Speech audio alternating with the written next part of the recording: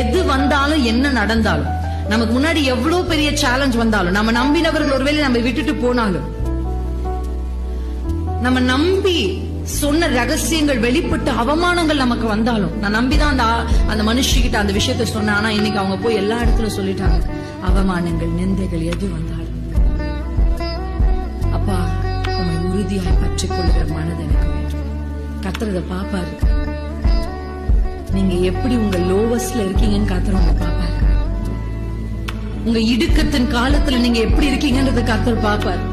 யோசேப்பு அரியணையில் இருக்கும்போது கர்த்தர் அவனை பார்க்கல, பிரச்சனைகள் குழியில் இருக்கும்போது கர்த்தருடைய கண்கள் அவன் மேல பட்டுச்சு. அவன் அடிமையா இருக்கும்போது கர்த்தர் அவனை பார்த்தாரு. குழியில் இருந்தாலும், அடிமையா இருந்தாலும், சிறையில் இருந்தாலும் அவன் நம்பிக்கை உறுதியாய் கர்த்தரின் மேல் இருந்ததினால்தான் கர்த்தர் அவனை உயர்த்தி அழகு பார்த்து